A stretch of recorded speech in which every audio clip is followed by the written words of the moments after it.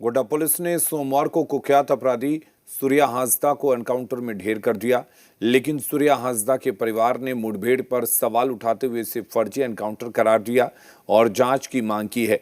वहीं गोड्डा पुलिस ने सूर्या हांसदा का क्रिमिनल रिकॉर्ड मीडिया से साझा करते हुए फर्जी मुठभेड़ के आरोप को नकार दिया। अब इसे लेकर सियासत शुरू हो गई है। एनकाउंटर पर सवाल उठने से मामला सियासी रंग ले चुका है। सूर्या हांसदा के एनकाउंटर पर सवाल।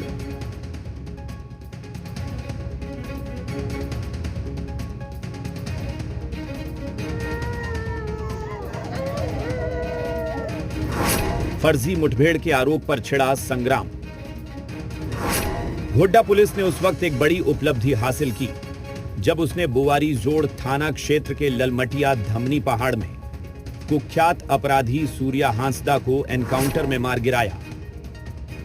बताया जा रहा है कि सूर्या हांसदा की गिरफ्तारी के बाद उसकी निशानदेही पर पुलिस उसे अपने साथ जांच के लिए जिरली समारी पहाड़ी पर ले गई थी, जहां सूर्या ने पुलिस टीम पर हमला कर दिया। इस दौरान जवाबी कार्रवाई में सूर्या हांसदा मारा गया। सूर्या हांसदा गोड्डा के ललमटिया थाना क्षेत्र का रहने वाला था। उसके खिलाफ हत्या, डकैती और अपहरण से संबंधित कई केस दर्ज थे, जिसमें वो वांछित था।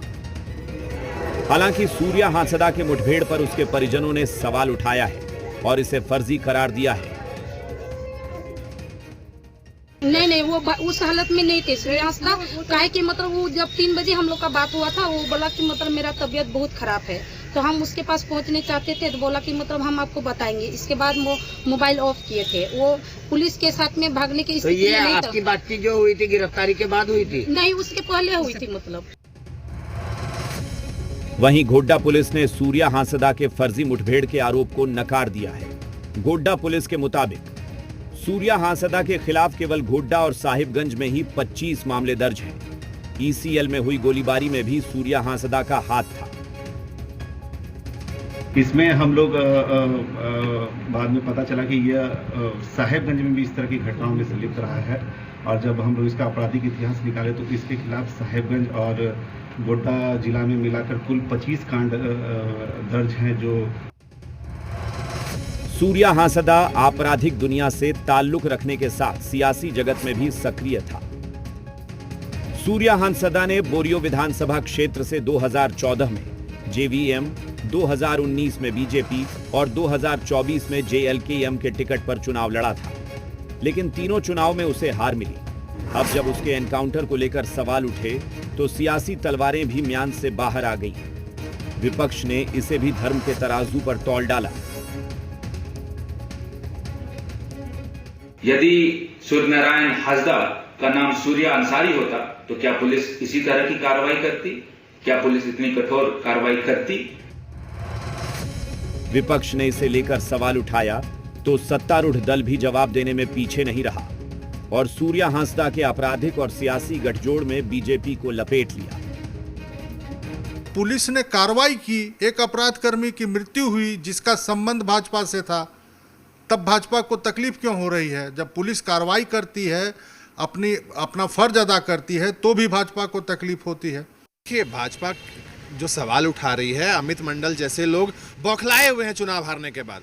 गोड्डा की जनता ने उनको कहीं का नहीं छोड़ा, इसलिए वो धर्म के नाम पर चीजों को देख रहे हैं। फिलहाल पुलिस सूर्या हांसदा के दस्ते के अन्य लोगों की गिरफ्तारी के लिए अभियान चलाने में जुट गई है। ब्यूरो रिपोर्ट, जी मीडिया। और गोड्डा पुलिस के एनकाउंटर में मारे गए सूर्या हांसदा ने 2024 में बीजेपी से टिकट न मिलने पर बोरियो से जेएलकेएम के टिकट पर चुनाव लड़ा था। इसे लेकर जेएलकेएम के सुप्रीमो और गिरिडीह से के डुमरी सीट से विधायक जयराम महतो का बयान भी सामने आया है। जयराम महतो ने कहा है कि पार्टी 2024 चुनाव के दौरान उम्मीदवार खोज रही थी, तभी सूर्य नारायण हांसदा को टिकट दिया गया क्योंकि उसने पहले बीजेपी से चुनाव लड़ा था। जयराम महतो ने कहा कि पार्टी को उसकी नक्सली गतिविधि की जानकारी नहीं थी। उन्होंने ये भी कहा कि राज्य में आदिवासी मुख्यमंत्री और देश में आदिवासी राष्ट्रपति होने के बावजूद आदिवासी समाज नक्सलवाद से पूरी तरह बाहर नहीं निकल पाया है।